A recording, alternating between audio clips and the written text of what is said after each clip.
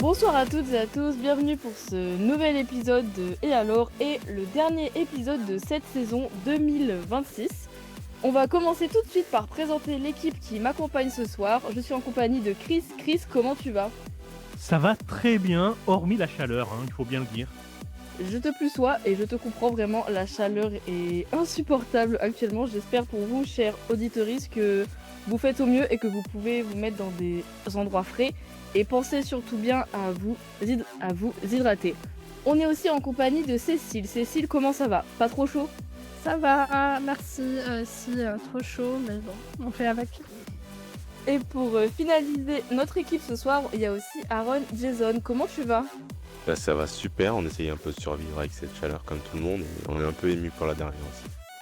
Et oui, c'est pour nous terminer pour cette année, mais on reviendra en septembre et avec quelques émissions bonus pendant l'été. On enchaîne tout de suite avec un film très attendu cette année et on écoute sa bande-annonce. Qu'est-ce que t'as volé? Des secrets. Les données que j'étais chargé de protéger. Est-ce qu'ils sont humains? Disclosure Day, le dernier film de notre cher ami Steven Spielberg. On en a notamment parlé dans l'émission Derrière la caméra, où on a retracé tout son parcours et toute sa filmographie. Je vous invite à aller l'écouter sur la nuit du dimanche.fr. Et on va tout de suite enchaîner avec Chris. Est-ce que tu veux bien nous faire le pitch du film, s'il te plaît? Oui, je vais faire très très simple. C'est l'histoire d'un groupe des citoyens qui décident de dire au monde entier que les extraterrestres existent. Merci Chris. Aaron, est-ce que tu veux nous donner ton premier avis et ton premier ressenti? Ouais, je vais donner mon premier ressenti avant de me faire tirer dessus. Voilà, je spoil pour mes auditeurs. Ici, il y a des tirs. Non, moi personnellement, je suis, ouais, je suis un amateur de science-fiction, on va dire. Ça va, je suis pas très très fan, mais je suis pas non plus quelqu'un qui déteste ça. Et j'ai été quand même agréablement surpris par le fait que je me suis pris très facilement dans le film, même si au début je trouve que ça commence un peu lentement, ça va un peu dans tous les sens, on comprend pas trop le rôle de chacun, on comprend pas trop comment je peux dire, l'intérêt de chaque personnage, à quel point ils sont importants ou non. Et au fur et à mesure du film, on découvre des personnages un peu touchants, d'autres un peu plus impactants que d'autres. Et moi, ce que j'ai plutôt bien aimé dans ce film, c'est que je l'ai trouvé quand même un peu rythmé, hein. Dès qu'on commence le film, je dirais que le film commence vraiment à partir du moment où il y aura un petit spoiler, mais à partir du moment où ils vont dans la petite abbaye, si je puis dire, c'est là où ça commence un petit peu à s'accélérer. Voilà, c'est peut-être le côté un peu dynamique, un peu film entre guillemets popcorn qui m'a plu. Et c'est ce côté aussi extraterrestre, c'est toute cette question du partage de la planète, du partage aussi peut-être de l'information, de est-ce qu'on est vraiment seul sur cette planète ou est-ce que euh, on est simplement des pions dans ce monde au service peut-être d'une élite? Est-ce qu'on se fait pas tous manipuler peut-être? Voilà, c'est toutes ces petites questions-là qui sont peut-être un peu soulevées tout au long du film que j'ai bien aimé. J'ai bien aimé aussi la performance des deux acteurs principaux, hein, ceux qui se sont dotés de super pouvoirs et d'une connaissance un peu plus élevée que les autres. Voilà, le fait qu'à chaque fois, ils arrivent à, à se sortir de situations grâce à leur super pouvoir, je trouvais ça ouais, plutôt prenant dans le film. Donc voilà. Alors, je vais commencer par être d'accord avec toi. D'accord, le film est rythmé, on passe un bon moment, c'est un bon divertissement, mais ça n'est que ça n'est que du divertissement. Toutes les promesses qu'on nous a faites pendant la promotion, la campagne de promotion, c'est un pétard mouillé. Le film en lui-même, si on l'analyse, c'est un pétard mouillé. Tu dis que ça évoque des questions, oui, ça les évoque, effectivement, mais ça ne fait que les évoquer. Chaque enjeu est balayé en 3-4 secondes pour le bien-être, non pas du film, de son scénario, mais pour le divertissement. Donc, il n'y a pas de fond dans ce film. Et alors, on va me dire, le cinéma, c'est pas forcément un film avec du fond. On peut très bien aller voir un film juste pour le plaisir. Le cinquième élément, par exemple, il n'y a pas de fond et c'est un excellent film de science-fiction. Là où ça ne va pas, c'est que le film a été écrit, je pense, par une intelligence artificielle, tellement il est mauvais. D'abord, le film, on voit toutes les coutures du scénario. C'est-à-dire qu'à un moment donné, le héros donne un objet à sa petite amie. On sait très bien, à partir du moment où il fait ça, que la petite amie va incarner le salut de la mission à la dernière minute. On sait très bien qu'elle va te repointer au moment où il faut avec ce petit appareil. Pareil, ce petit appareil, il fait tout. Il est capable de lire dans les pensées des gens, il est capable de rallumer l'électricité, il est capable de vous faire disparaître, il est capable de tout. C'est ce qu'on appelle un Deus ex machina. Ça veut dire quand logiquement ton scénario est bloqué, tu ne peux plus rien faire, ben, il y a un élément divin qui arrive et qui permet de débloquer la situation. Le scénario de Disco Jourdé, ça n'est que ça. Ça n'est que des moments téléphonés, téléguidés, où il n'y a plus aucun suspense du tout. Ça enchaîne les scènes au mieux pitoyables, au pire ridicules. Donc on a cette scène ahurissante où ils sont encerclés de militaires et d'agents du gouvernement surarmés et pour dégoupiller toute cette situation, eh bien, la femme qui a des super pouvoirs, elle se transforme, enfin, elle projette une image d'un être aimé de la personne qu'elle a en face. Et là, tout d'un coup, alors là, tout le monde arrête de tirer, tout le monde est époustouflé, tout le monde est touché dans son petit cœur de militaire et de flic. Et chaque scène, quand tu détailles chaque scène, elle en devient ridicule et irréalisable, et pas irréalisable, pardon, irréelle. Déjà, ça se passe où ce scénario? Est-ce qu'il se passe sur notre Terre actuellement avec les données d'aujourd'hui, ou est-ce que ça se passe sur une espèce de Terre fantasmée sans toutes les données qu'on a aujourd'hui? Je rappelle hein, que le jour où la NASA a déclassifié des centaines et des centaines, des milliers, que dis-je, de vidéos et de documents concernant les ovnis, les premières réactions des gens, ça a été c'est de l'IA, ou je vous avais bien dit qu'ils existaient. Et basta. Ça a fait le buzz pendant peut-être 10 minutes, allez, 24 heures, et puis après, on est passé à la couleur de la petite culotte de Kim Kardashian. J'ai encore tellement de choses à dire, mais peut-être je vais me calmer. Je vais faire une pause. Qu'est-ce que vous en pensez, Aaron Dizon? Est-ce que tu peux me contredire? Est-ce que tu es d'accord? Je te laisse la parole. Bah, justement, là, j'allais dire, en t'écoutant parler, c'est vrai que je me suis rendu compte, parce que ça me rappelle pas mal de scènes du film, que c'est vrai qu'il y a eu quand même pas mal de facilité scénaristique, comme tu dis, pas mal de dénouements qui euh, ouais, sont un peu tirés par les cheveux. Je repense notamment au fait où quand euh, à chaque fois j'oublie le nom des personnages, d'ailleurs c'est très embêtant, mais quand il se fait trouver pour la première fois le personnage principal dans la petite maison et qu'il a une armada d'agents du gouvernement et qu'il arrive quand même à s'en sortir en tapant sa voiture 4 fois contre l'arbre, mais il s'en sort quand même. Quand par exemple aussi ils se font encore une fois découvrir dans le petit motel et que sa copine arrive à partir derrière, mais que du coup les agents n'ont pas pensé à vérifier derrière aussi. Enfin, ils n'ont pas encerclé la zone, quoi, mais du coup ils savaient très bien qu'ils étaient deux. Enfin, c'est vrai qu'il y a eu pas mal de choses, et je pense que je me suis peut-être fait euh, attrapé par le fait que le film soit rythmé. Et à vrai dire, en vrai, je suis aussi allé voir ce film sans me renseigner du tout avant. C'est peut-être pour ça que je suis arrivé avec vraiment des yeux de totale découverte. Voilà, je me suis laissé emporter par le truc. Et même comme ça, j'ai trouvé que ça va, ça se regardait. Bon, c'est quand même 2 heures, 2 heures et demie. Et donc, je pensais que ça se regardait. Peut-être que Cécile, a quelque chose à dire? Oui, en fait, en vous écoutant tous les 2 décrire, toutes les scènes, plus clichés et non plausibles les unes que les autres, moi ça me fait l'effet inverse et pour le coup, ça me donne envie d'aller le regarder. Mais d'aller le regarder, de façon second degré et du coup, je voulais vous demander, est-ce que vous pensez que ce film pourra devenir un navet culte?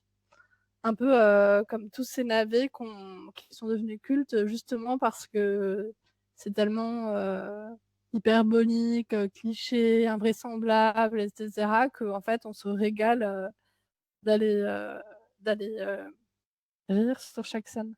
C'est une très, très bonne question Mmh. et je pense que non, ça ne peut pas être un AV parce que les acteurs sont bons, ils font le taf.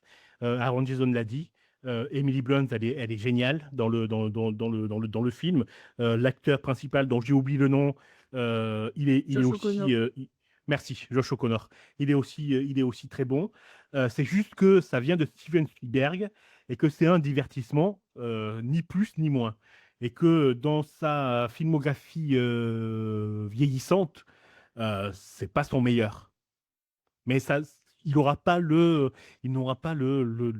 pense, hein, il n'aura pas le label navet, quoi, ou le label nanar. On dira, bon, ben, c'est un film, tu peux prendre ton plaisir, hein. Ben, pour citer la scène que Aaron Jason a cité tout à l'heure, là, où il est encerclé par des agents du gouvernement, il arrive à s'en sortir, ça fait très jeu vidéo, quoi. Ça fait très Uncharted, très Lara Croft. Le mec, il arrive à se cacher d'une centaine d'agents du gouvernement en étant juste derrière une petite barrière de bois, quoi, comme dans un jeu vidéo. Et c'est pas la scène la pire, hein. La pire scène, c'est vraiment à la fin où pendant 2 heures, t'as le gouvernement. Enfin, c'est même pas le gouvernement, c'est une organisation privée. Donc, tu as cette organisation qui cherche à tuer, hein. Ils cherchent pas juste à récupérer des données, à les empêcher de parler. Non, non, ils cherchent à les buter, à tuer les deux protagonistes principaux qui vont révéler la vérité au monde. Et d'un coup, à la fin, lorsqu'elle s'apprête à révéler, eh ben, tu as le méchant en chef bah, qui va prendre un siège et qui s'assoit et qui arrête. Il dit, bon, allez, c'est bon, on a gagné, ils ont gagné, laissons-les faire. C'est totalement absurde, quoi. Mmh. Et pour revenir à cette scène justement dont tu parles, moi je l'ai un peu interprété du sens où il s'est dit bon, ah bon, on a tout tenté, là on se retrouve justement face à cette petite arme qui fait qu'on ne peut plus rien faire. C'est vraiment la kryptonite, hein. C'est voilà, ce petit objet qui permet de tout faire. Donc il s'est dit ouais, bon bah plus de force, je peux plus rien faire. Et c'est vrai que il a tout tenté. Il s'arrête comme ça, de manière un peu défaitiste, alors qu'il a quand même remué ciels et terres pour arriver jusque-là. Même son associé qui lui aussi s'en va. Alors j'aurais pensé justement qu'il aurait tenté un petit coup, je sais pas, il aurait sorti une arme, il aurait tiré, il aurait tenté un petit coup comme ça de folie, parce qu'il avait l'air un peu plus impliqué ou un peu plus impacté par cette révélation de dossier. Mais c'est surtout à la fin, voilà, sans trop spoiler, euh, ce que j'ai pas trop compris sur la fin, c'est est-ce que tu vas ouvrir une suite à ça? Je pense pas, parce que c'est pas un film qui. Enfin, tu ferais une suite, pourquoi? Mais pourquoi ça s'arrête comme ça? Pourquoi elle prend la parole et d'un coup ça se coupe? Bon, c'est pour Ouais. laisser libre à notre imagination, je sais pas, mais je veux dire, bon, avoir fait tout ça pour ne pas avoir vraiment de fin un peu intéressante où on se dit peut-être, ouais, ça ouvre une question ou je sais pas. Même une citation, voilà, la citation, n'ayez pas peur de l'inconnu au début, on se dira peut-être c'est un truc qui va revenir un peu tout le long du film. Non, il y a rien. Et du coup, la fin, je la trouve un peu décevante parce que je me dis que bon, même pour vers l'imagination, bah, c'est pas on va pas aller très loin avec ça, quoi. Bah, je vais te répondre, hein. D'abord, il se fout de notre gueule, le papy Spielberg. Il se fout complètement de la gueule du spectateur avec cette fin-là. Mais deux, et ça c'est le plus insultant en plus, c'est pas du tout la première réponse. Et deux, le plus insultant, c'est ça le plus insultant, c'est qu'ils n'ont pas écrit un scénario, ils ont suivi un mode d'emploi, les bonnes pratiques du scénario, le scénario, une sorte de bible scénario pour les nuls, écrit par une intelligence artificielle, j'imagine, et ils ont juste enchaîné des scènes qui sont obligatoires dans ce genre de film. Et la dernière scène est à cette image, voilà, pour faire un bon film, eh ben, on va laisser le doute. Pour faire un bon film, ah ben, il faut une course-poursuite et il faut un train lancé à grande vitesse. Pour un bon film, il faut un antagoniste. Bon, c'est très, très, très mauvais. C'est très mauvais, ouais, comme tu dis, mais pour répondre à Cécile, c'est vrai que ça ne me ferait pas un avis culte parce que je pense que, ouais, c'est un film qui se veut peut-être un peu au grand public, comme tu dis, mode d'emploi pour un bon film, c'est vraiment un peu cette image. On peut quand même passer un bon moment devant. Moi, ça va, j'ai quand même passé un bon moment. Il se regarde, on peut l'aimer, mais c'est vrai que quand on rentre un peu plus dans le détail du film, aïe, c'est un peu plus compliqué, ouais. Ouais, je suis d'accord. C'est un bon divertissement. Malgré mes critiques, je suis pas sorti de la salle, je suis resté jusqu'à la fin. C'est un bon divertissement, mais il ne résiste pas à l'analyse. Voilà, Mmh. c'est un film de du dimanche soir, sans prise de tête. Réfléchissez pas réfléchissez à rien, parce que sinon le scénario n'a aucun sens. Même leur plan n'a aucun sens. Pourquoi ils ont fait tout ça? Ça n'a pas de sens. Je vais spoiler un petit peu, mais ils construisent une maison. La maison ne sert absolument à rien, puisque c'est pas là-dedans qu'il y aura la révélation. Pourquoi avoir attendu aussi longtemps pour, euh, déclencher des pouvoirs sur les deux héros? Ça n'a pas de sens. Rien ne tient dans l'histoire. Mais c'est un bon divertissement. Et ben, pour reprendre les mots de Chris, on va laisser Papy Spielberg se reposer et on va enchaîner sur un autre film et on écoute tout de suite sa bande-annonce. C'est les noces, c'est joyeux. Ça doit être léger, ça doit chuchoter, ça... Et puis après, ça explose. Tu avais fait tes premières noces avec moi il y a 30 ans. 30 ans déjà, oh mon Dieu. Enfin, vraiment toute nouvelle aventure pour moi parce que c'est ma première mise en scène. L'objet du délit, un film que je n'ai pas du tout vu et je n'ai pas le nom du réalisateur ou de la réalisatrice parce que je bosse pas bien mes émissions, désolée. Et je vais demander à Cécile de nous faire le pitch, s'il te plaît. Alors, l'objet du délit, c'est un film de la réalisatrice Agnès Jaoui. Dans les coulisses d'une ambitieuse production de l'opéra Les Noces de Figaro, des tensions montent lorsque une accusation d'agression sexuelle éclate, mettant en péril la production et forçant chacun à prendre position. Alors, sur le papier, l'idée de faire un MeToo dans le cinéma, ça me paraissait intriguant. Mais avant même de me rendre en salle, la mauvaise réputation autour du film précédait déjà mon propre visionnage, parce que notamment on a accusé cette réalisatrice de faire un film beaucoup trop tiède, qui finalement ne prenait pas position sur le sujet des agressions sexuelles, voire qui était assez complaisant vis-à-vis des agressions sexuelles. Donc j'ai voulu aller me forger ma propre opinion en salle et j'ai été plutôt positivement surprise par rapport à ce à quoi je m'attendais. Pourquoi? Parce que déjà au début, je trouve que le film est assez drôle dans sa façon de démarrer, que tout ce qui a trait aux costumes, aux musiques autour de la mise en scène des Noces de Figaro, c'est assez agréable. Et que certains personnages, même s'ils portent des positions qui ne rejoignent pas les miennes, pour moi, bien portraiturés. En fait, je trouve qu'il y a un petit côté tableau de mœurs, vision un peu comme dans les livres du XVIIIe siècle de moralistes, où en fait on montre chacun qui est en proie avec ses contradictions, etc. Et notamment pour la génération la plus âgée en fait, de cette production qui est totalement dans le déni de tout ce qui a trait aux agressions sexuelles, je trouve qu'ils sont plutôt bien vus en fait, ces personnages. Et donc moi, ça m'a fait rire et même à plusieurs reprises. Par contre, ça me laisse quand même une impression en demi-teinte parce que à force de présenter des personnages qui ont chacun des points de vue très diversifiés, finalement, on ne sait pas trop où la réalisatrice veut nous amener et quelle est la conclusion qu'elle veut en tirer. Et cette ambiguïté est d'autant plus forte que à la fin du film, donc je vais un petit peu spoiler la fin, mais on voit l'un des personnages qui est justement quelqu'un de la jeune génération, qui est un petit peu le good guy de l'histoire, celui qui prend position contre les agressions sexuelles, etc., qui se voit récompensé de sa gentillesse par un baiser passionné par la femme qu'il convoitait. Et ça, pour moi, ça pose problème, parce qu'en fait, c'est pas traité de manière ironique dans la façon dont c'est amené, c'est traité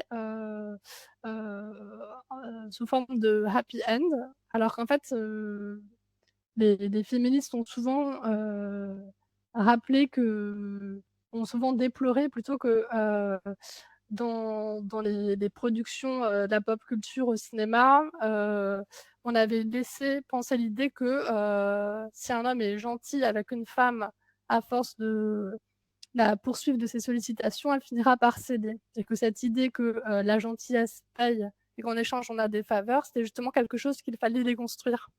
Et donc pour moi, ce qui m'a vraiment gênée en fait dans ce film d'Agnès Jaoui, c'était sa conclusion, puisque ça donne l'impression que finalement, elle n'a pas du tout compris, le combat féministe, ni, et finalement, ni, l'enjeu autour des agressions sexuelles.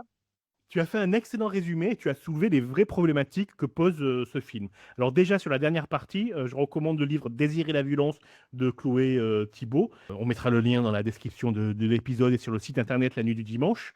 Et pour appuyer ta dernière partie, on se souvient que dans une réplique du film, c'est cette personne-là qui va finir par récompenser le héros par un baiser langoureux, qui lui dit « Oh là là, mais est-ce que c'est MeToo qui empêche les hommes de bouger maintenant ?» Grosso modo, vas-y, tu peux me pécho, hein.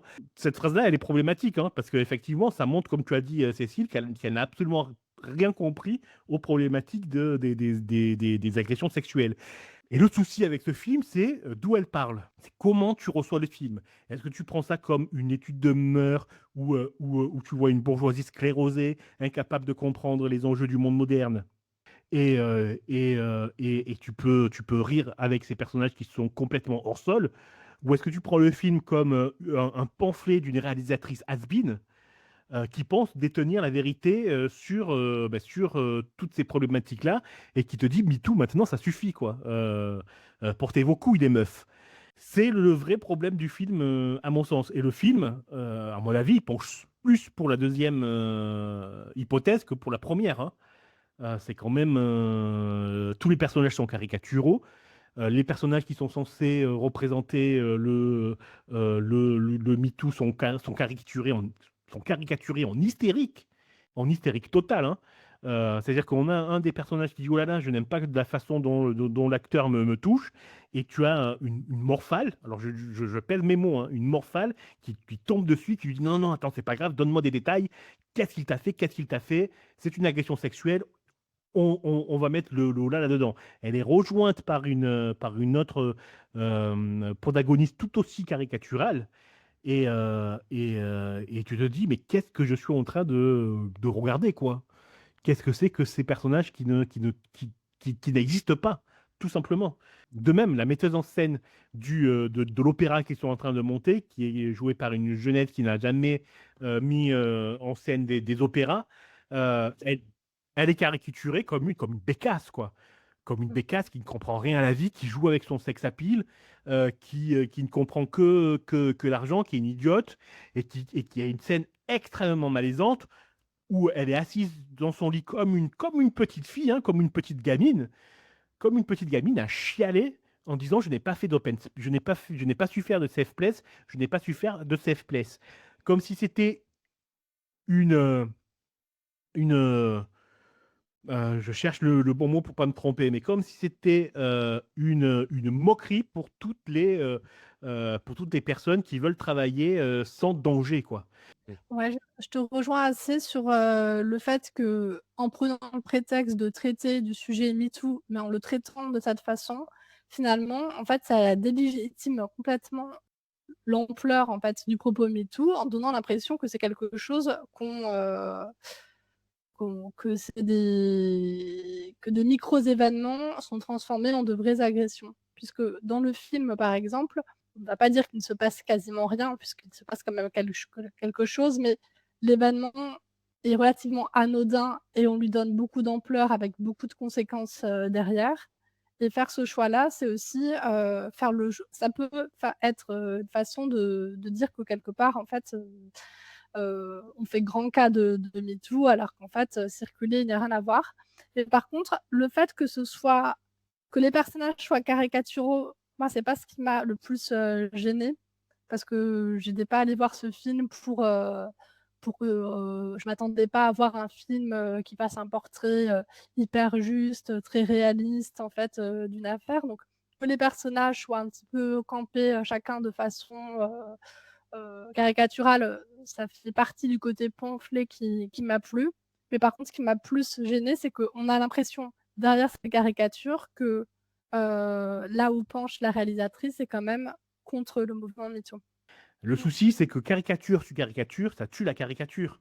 Et c'est tellement, et ça tue tellement le message du film que la personne soupçonnée de MeToo, elle en fait un homosexuel. Donc, si l'homosexuel, il faut bien te toucher les seins. Donc, t'as complètement déliré, ma vieille. Il n'y a pas d'agression. Ça n'a pas de sens. Ce film n'a pas de sens non plus. À force d'eau tiède, ça donne un film trop dilué. Mais pour moi, il y a quand même des choses à sauver, en fait, dans ce film. Notamment, j'ai trouvé très drôle que, dans la mise en scène, il y ait, des colonnes, en forme de pénis, justement parce que cette fameuse, metteuse en scène, un peu, portait un message féministe dans sa mise en scène et donc, elle essaye de le traduire avec, voilà, des colonnes en forme de phallus et ça donne lieu à plusieurs, scènes assez drôles. Et je trouve que quand même, dans ce film, il y a des moments, de légèreté ou des moments qui sont bien vus aussi sur, le petit monde, de la culture, au sens large. Le petit monde de l'opéra, le petit monde du cinéma, moi j'ai ri par moments, mais c'est vrai qu'on a l'impression qu'elle s'est peut-être un petit peu censurée. Alors je me suis demandé, est-ce que c'était conscient? Est-ce que c'était son point de vue? Ou est-ce que c'est elle-même qui s'est, censurée? En ne voulant pas finalement, aller, taper, sur les bonnes personnes. C'est amusant, moi je vois pas de censure, hein. Je vois juste qu'elle a mis des gants pour exprimer son opinion de bourge. Je pense que c'est un film de bourgeois qui parle aux bourgeois et qui va dans le sens et qui brosse le poil des bourgeois dans le bon sens. Mais pour moi, c'est pas une question seulement de bourgeois, c'est une question de ne pas être, féministe, en fait. Et alors, c'est-à-dire, explique-moi. Bah, c'est-à-dire qu'en fait, elle, d'ailleurs, elle interprète elle-même, l'un des personnages, qui est un personnage, de la génération la plus ancienne, qui essaie justement de minimiser les conséquences de l'agression sexuelle quand celle-ci, éclate, au sein, de la troupe, pour permettre finalement que, l'art puisse, continuer, que la prestation puisse avoir lieu et donc elle rappelle un peu des figures, comme Catherine Deneuve qui avait signé la tribune, sur la liberté d'importuner. Mmh. Et pour moi, c'est pas tant une question d'être bourgeois ou de ne pas être bourgeois que, d'être féministe ou de ne pas l'être et notamment à une certaine, génération. À une certaine génération qui appartient au monde de la culture. Ok, je comprends ce que tu veux dire, mais pour moi, bourgeois, c'est ne pas être féministe. C'est justement rejeter tout ce qui fait évoluer la société, ignorer les avancées de la société, et c'est rester dans un entre-soi qui soit culturel, financier ou autre. Mais oui, oui, je comprends ce que tu veux dire. Effectivement, elle n'a pas suivi le fil qu'elle a tenté de tendre. Mmh. Oui, en fait, toi, tu veux dire qu'elle a un côté un peu rétrograde, enfin, qu'elle est pas, moderne, qu'elle se saisit pas, en fait, mais de différents combats, progressistes. Oui, Hem, de base, par définition, la bourgeoisie ne peut pas être pour le progrès, pour le progressisme et pour le progrès social. La bourgeoisie, elle est pour le statu quo, pour que les pauvres restent pauvres, pour qu'il reste de la chair à canon, de la chair utilisable et des corps à disposition des riches, etc. Donc, elle ne peut pas souscrire à un féminisme qui tend à libérer les femmes et les minorités. mais en fait, pour en revenir sur, le personnage de la metteuse en scène, alors je suis d'accord avec toi, elle passe vraiment pour une, bécasse et la scène où elle se demande, où elle déplore ne pas avoir mis en place de safe space, cette scène est vraiment trop longue. Oui, oui. C'était pénible à voir. Mais par contre, je trouvais ça assez intéressant, qu'il y ait ce personnage en fait, d'une metteuse en scène qui vient, du monde un peu de l'art contemporain, qui ne connaît rien, là en l'espace à l'opéra et de voir en fait les 2 milieux qui n'arrivent pas à se mélanger avec, beaucoup de préjugés, de part et d'autre. Ça, je trouvais que c'était à mon avis assez réaliste et assez drôle à voir. Alors, je suis d'accord Après, avec toi. Pardon, je t'ai coupé. non, non, bah, j'allais finir effectivement de dire que, qu'après elle s'en sert pas pour, mener un combat particulier, mais que du coup ça participe au côté un peu étude de mœurs, sur un milieu sociologique, quoi. Ouais, je suis d'accord avec toi, mais ça ne va pas au bout non plus. C'est ça le problème, c'est que cela reste au stade de la caricature. C'est-à-dire que ce personnage-là, non seulement il n'évolue pas tout au long du film, mais en plus, il ne gagne pas à la film. C'est pas une histoire de revanche. Il ne prend pas sa revanche sur un monde qui la méprise. Non, au contraire, elle est décrite non seulement comme une idiote congénitale, mais en plus, elle est décrite comme une arriviste qui va, grosso modo, tenter de vendre son cul pour que l'opéra puisse être financé jusqu'à la dernière minute, quoi. Donc on nous présente une idiote arriviste. Et effectivement, le seul personnage qui justement cherche un peu à mettre un coup de pied dans la fourmilière et qui est, conscient de ses droits, qui cherche à les défendre, c'est le personnage de Aïe Edara qui joue Chérubin, dans l'histoire et qui justement, essaye, heu, d'attaquer le statu quo. Et je sais pas si c'est, il y a ce personnage aussi, dans le récit, est un personnage qui est racisé, donc il y a aussi, une réflexion au-delà des sujets féministes qui est introduite autour, du racisme, mais je trouve aussi que c'est assez maladroit dans la façon dont c'est amené. Je sais pas ce que tu en as pensé, Chris? C'est ce que j'ai dit tout à l'heure, c'est que son personnage, il est caricaturé à l'extrême. C'est qu'elle passe pour une hystérique du début à la fin. Et à la fin, la réalisatrice lui donne une grosse claque, ou plutôt le scénario, en lui faisant dire par un personnage, mais tu te rends pas compte que c'est eux qui te voulaient, ils ont été te chercher, parce que le metteur en scène t'a entendu chanter, il voulait absolument que ce soit toi, etc., etc. Donc tout d'un coup, on lui dit, tu vois bien que les gens ils ne sont pas racistes avec toi. C'est toi qui on fait porter la faute du racisme sur la personne concernée. Si ça, c'est pas CNews et Journal du Dimanche, bonsoir, quoi. C'est quand même fou, cette scène. On a l'impression que le film cherche à promouvoir le statu quo sur tous les sujets, qu'à la fin, la conclusion, c'est de finalement maintenir, effectivement le statu quo. Oui, exactement. Comme j'ai dit, c'est un film de bourgeois, pour les bourgeois, pour contenter les bourgeois et pour qu'ils restent bien bourgeois entre eux. Mais quand tu analyses le film et les répliques, et les scènes, alors même si elles peuvent être drôles, alors oui, je suis d'accord avec toi. L'histoire des colonnes en forme de phallus, c'est amusant.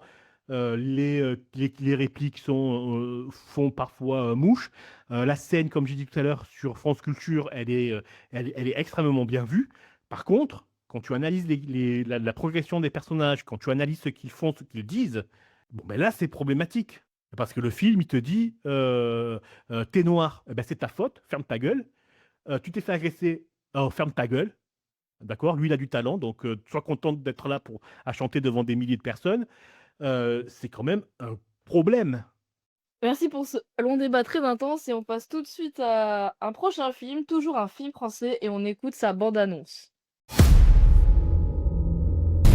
As the situation gets darker and darker, surrender now seems inevitable.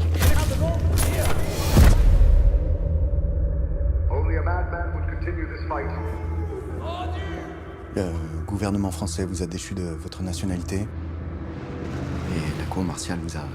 La bataille de Gaulle, l'âge de fer, partie 1, un film de Antonin Baudry. Pour vous faire le pitch, c'est l'histoire du général de Gaulle divisé en 2 films. Voilà, fin de mon pitch. Cécile, je sais que tu l'as vu aussi. Quel est ton premier ressenti sur l'histoire de Monsieur de Gaulle?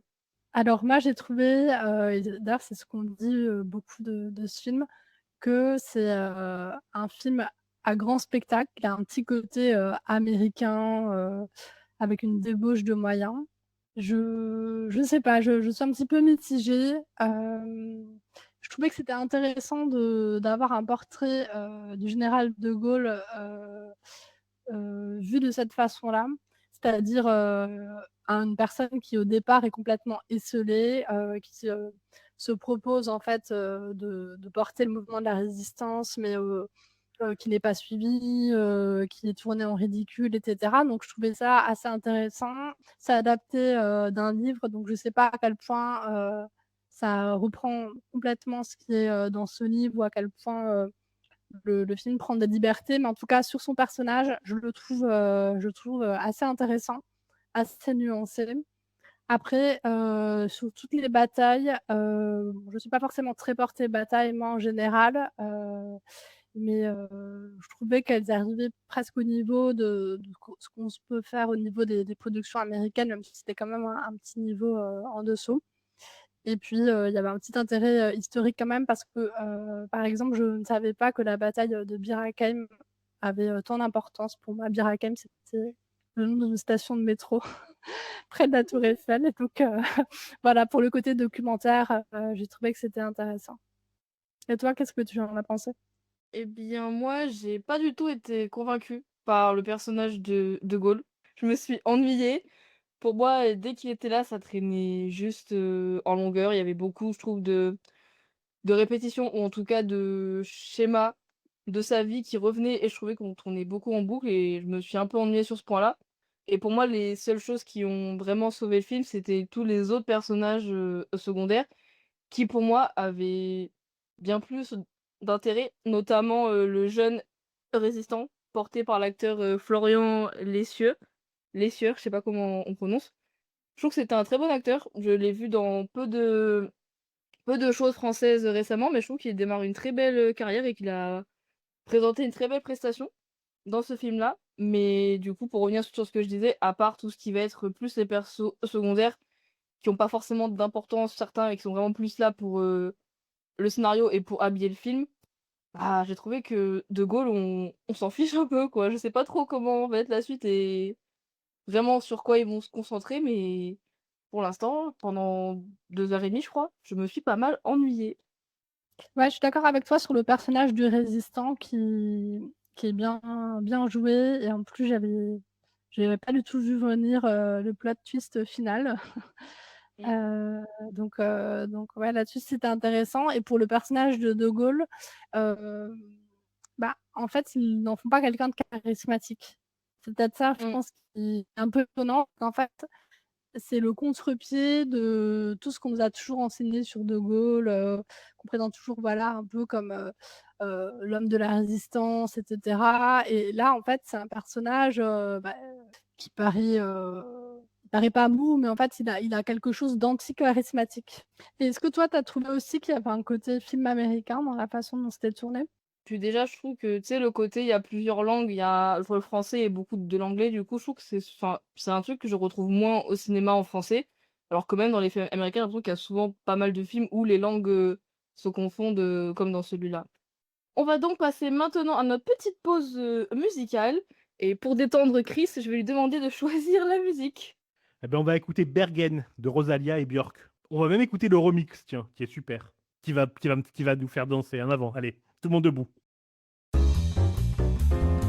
Dame, je n'écrirai rien sur ce film, c'est une merde. De retour sur Radioverse, vous écoutez toujours l'émission Et alors? Et on enchaîne sur notre, prochain film, ou il me semble un film documentaire, L'accident. Aaron, Jason, tu as vu ce documentaire, le petit pitch et ton petit avis. Ouais, un petit pitch rapide de L'accident, un film documentaire qui raconte l'histoire d'une ado qui était au volant de sa voiture avec son petit ami et son meilleur ami et qui va percuter le mur d'un immeuble en rentrant de soirée. Donc les images sont effroyables. On se dit qu'est-ce qui se passe? C'est dramatique. Des petits enfants qui rentraient de soirée et qui font un accident dramatique. Voilà. La petite fille perd son meilleur ami et son mec en même temps. C'est fou. Mais vous vous en doutez bien, voilà, je vais rentrer directement dans le vif du sujet. Ça ne va pas s'arrêter à là, ce n'était pas un accident et c'était presque prémédité. Et c'est là où on se dit que, mon Dieu, on vit quand même dans un monde de fous furieux. Et moi, ce que je trouvais toujours étrange, c'est de me dire qu'il y a des gens, bon, qui vivent des faits divers quand même assez fous, mais qui vont quand même trouver le temps ou le moyen d'en faire un film documentaire là-dessus. Alors, je sais pas si c'est parce que je sais que ça a beaucoup pris aux États-Unis, et cette histoire, elle a beaucoup fait parler, justement, parce que pendant un moment, la petite fille, c'est donc une femme, une petite américaine, qui était à peine adulte, hein, je pense qu'elle avait 17, elle avait 19 ans à peu près, quelque chose comme ça, au moment des faits. Donc, elle était à peine adulte. Elle n'avait pas l'air d'être une hystérique, une folle plus que ça, d'apparence, hein. C'était la petite image de la femme parfaite qui ne ferait pas de mal à une mouche. en apparence. Et plus le film documentaire avance, plus on se rend compte que c'était vraiment une personne un peu manipulatrice, un but de sa personne qui avait un manque de confiance en elle et qui le faisait refléter un peu sur tout son entourage et qui était extrêmement possessive et manipulatrice. Mais voilà, ça raconte donc l'histoire un peu folle de cette fille qui a perdu un peu la tête assez jeune, hein, et qui est arrivée au point de vouloir tuer du coup son petit ami qui était sur le point de la quitter, donc au point même de faire des dommages collatéraux et de tuer aussi son meilleur ami. Ce que je trouve toujours très intéressant dans tout ça, c'est aussi les images réelles des policiers, du coup, parce qu'on suit aussi le film à travers les caméras piétons là, des policiers qui vont à chaque fois dans tous les endroits du meurtre, ou aussi quand ils vont faire des interventions, faire des interrogatoires, etc. Donc c'est voir un peu ces images réelles. Et, euh, et en même temps, il y avait un petit décalage parce que on a l'impression que c'est pas réel. C'est pas réel. C'est pas des choses qui se sont passées parce que ça reste un film documentaire Netflix et on a quand même les protagonistes directs de cet événement, donc les parents euh, des enfants morts, les parents de la meurtrière qui parlent. On aura même la meurtrière dans le film documentaire qui va essayer de se défendre. Et je me dis quel est l'objectif de faire ça, quel est l'objectif de faire un film documentaire là-dessus. Et quand on est même parent, etc., même protagoniste vraiment dans cette affaire-là, pourquoi autant venir étaler tout ça sur la place publique, sur Netflix, pour... bah, je pense que c'est une question monétaire, mais vraiment, est-ce que ça sert vraiment à quelque chose de faire des choses comme ça? C'est du sensationnel, c'est vrai que les gens se passionnent beaucoup des faits divers, mais là, ça m'a un petit peu parfois gêné. C'était vraiment le côté décalage où on avait même l'impression que c'était un show, qu'ils en rigolaient, et qu'ils n'avaient pas l'air conscients que c'était vraiment des vies qui s'étaient éteintes. Là, je parle vraiment des parents de la meurtrière, qu'ils n'avaient pas vraiment conscience que c'était des vies qui s'étaient éteintes. Ils étaient vraiment là plutôt, là, à essayer de redorer l'image de leur fille et de dire que non, notre fille, c'est pas une meurtrière, etc. Donc voilà, un petit film documentaire, comme on en voit souvent sur Netflix, il y en a eu pas mal aussi. Je sais pas si vous, ça vous tente, ce genre de film Ah, moi, je vais documentaire. regarder. Ouais, ouais. Ouais, moi, je vais regarder. Je connaissais pas. Je vais regarder, effectivement. Mhm. On passe maintenant à la série Window B. Désolé si je le prononce mal. Oui, alors c'est Widow B, en français la baie de la veuve. Donc c'est une excellente série, c'est la seule œuvre que je vous recommande dans l'émission d'aujourd'hui, où j'ai été plus négatif que jamais. Mais alors cette série, elle est vraiment très bien. Elle est sur Netflix, me semble-t-il. Ça raconte l'histoire d'un maire un peu loser sur une île un peu balnéaire et qui essaye de faire venir des touristes parce que l'île se meurt. Le problème, c'est que l'île est frappée d'une malédiction et des choses étranges y vivent ou se déroulent. Donc on a des fantômes, on a des événements étranges, on a des sorciers, des sorcières, on a des possessions. Et sur 8-9 épisodes, on a cette histoire-là qui se déroule avec des personnages vraiment haut en couleur, inquiétants pour certains. Il y a toujours une mise de second degré dans la série. C'est aussi des épisodes en hommage, certains à l'œuvre de Stephen King. C'est une excellente série pour ceux qui aiment un petit peu l'horreur et les ambiances de peur. On passe maintenant au film Le Vertige, le dernier film de Quentin Dupieux. Et c'est à mon tour de vous en parler. Tout simplement des personnages en animation qui supposent vivre dans une simulation. Et donc, comme d'hab, du Quentin Dupieux, je n'ai pas forcément tout compris à ce que j'ai vu. On avait déjà parlé de Quentin Dupieux dans l'émission Derrière la caméra. Je vous recommande encore une fois d'aller écouter cette émission toujours sur lanuitdudimanche.fr. Et pour revenir au film et à Quentin Dupieux, je me rends compte que j'aime un peu de moins en moins ces films car ça va de plus en plus dans tous les sens et c'est incompréhensible. Je pense qu'il voulait prendre le thème du complot, de la simulation parce que ça reste des thèmes un peu actuels avec tout ce qui est le virtuel ou les mondes un peu comme ça ou tout ce qui se passe dans notre monde qui pourrait supposer que on est manipulé, etc. Je trouve que le thème sur le papier est un bon choix, mais que c'est un sujet quand même compliqué à traiter et que c'est pas facile et donné à tout le monde et que du coup, il tombe en plein dedans dans un truc trop nul et un peu trop facile. L'animation, tout le monde s'en est moqué, mais on va pas se mentir, elle est dégueulasse. Ok, il voulait faire un style un peu jeu vidéo, un peu PS1, PS2, mais on est à l'ère de la PS5 et on est en 2026. Donc je trouve que ça n'a aucune cohérence, à part encore vouloir exploiter des idées bizarres, mais au bout d'un moment, faire du bizarre pour faire du bizarre, je trouve que ça marche plus et il faut penser à se réinventer ou en tout cas ou en tout cas un peu à se reconnecter à notre monde actuel. C'est un réalisateur qui est bon pour le court-métrage, mais qui tient pas la distance sur longueur. C'est le roi de l'esbrouf. Il n'a pas le quart du talent qu'on lui prête. Je drop le mic, à moins que quelqu'un veut le récupérer. Je le récupère pour parler de mon dernier film, Toy Story 5, le 5e volet de la célèbre saga de Pixar. Pour moi, c'est une saga coup de cœur car elle m'a beaucoup accompagnée pendant mon enfance, notamment le 3e volet, c'est le 1er film que j'ai vu de ma vie au cinéma quand j'avais, 3 ans. Oui, Chris, je suis jeune. Mais sinon, pour revenir, au 5e film, bah, il fallait s'arrêter au 3. Depuis déjà le numéro 4, la saga tourne un peu en rond et essaye de mettre des personnages et d'en créer de nouveaux pour rien, mais en même temps, ils se rattachent au personnage principal, donc aux personnages principaux, donc ça a plus trop de sens. Et sinon, dans ce film, ce que j'ai trouvé intéressant, ça reste, le thème, qui reste quand même, très actuel et c'est vrai que j'ai même pas pitché le film, mais c'est tout simplement, une tablette qui va menacer et remplacer les vrais jouets en plastique, en bois et du coup, bah, comme les jouets dans ces films-là, sont vivants, bah, forcément, ils sont contre, les nouvelles technologies. Et ce que je trouve bien par rapport à ça, c'est qu'il y a quand même, le bon message que les tablettes, ça commence à trop rentrer dans nos vies et beaucoup trop tôt par rapport, aux enfants et qu'on les connecte beaucoup trop vite à tout ce monde-là qui est quand même, très dangereux. Pour en témoigner, je travaille avec, les enfants et ils ont souvent des références à internet ou à les réseaux sociaux. Sauf que les enfants avec lesquels je travaille ont maximum 6 ans et c'est vraiment inquiétant de comprendre ce qu'ils savent alors que c'est des choses que pour la plupart on ne comprenait pas avant le collège ou le lycée. Donc sur le thème du film, je trouve que c'est une bonne chose d'avoir abordé ça, mais que encore une fois c'est un peu maladroit et que ça va pas forcément, au bout des choses et au bout du problème, que c'est vraiment histoire de dire: «Bon, il nous fallait un scénario actuel pour 2026». Il y avait pas vraiment d'autre choix que faire celui-là pour être le plus cohérent. Mais à part pour un habillage de scénario, après on tourne en rond.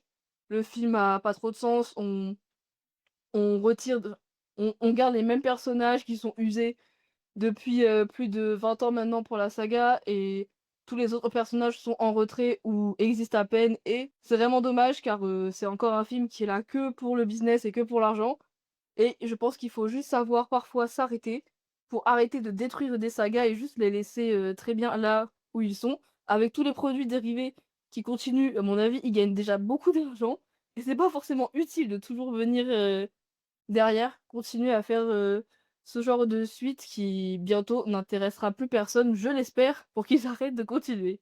En fait, quand tu dis ça, je pense, du coup à parce qu'il y a eu l'annonce là de Shrek 5, dans pas longtemps, si je dis pas de bêtises et du coup, je me dis que ça va sûrement être la même chose. Ils sont obligés de faire quelque chose qui est un peu dans l'air du temps pour essayer de faire vivre, du coup, à cette nouvelle génération quelque chose qui va les impacter pour qu'ils restent sur ça aussi plus tard. Mais c'est vrai que, du coup, c'est raté parce que ceux qui se sont accrochés à cette saga, à cette série, c'était nous, les anciennes générations et c'est vrai qu'au lieu de, comme tu dis, de s'arrêter et je sais pas, de faire des choses intéressantes autour de cette longue saga qui a des références incroyables pour nous tous. Ils détruisent un peu les souvenirs et les bons moments qu'on a avec ces sagas-là. Et du coup, je me demande avec Shrek, ça va pas être la même chose. Parce que c'est vrai que plus on allonge, moins c'est bon à chaque fois. Donc, ouais, pourquoi ne pas s'arrêter?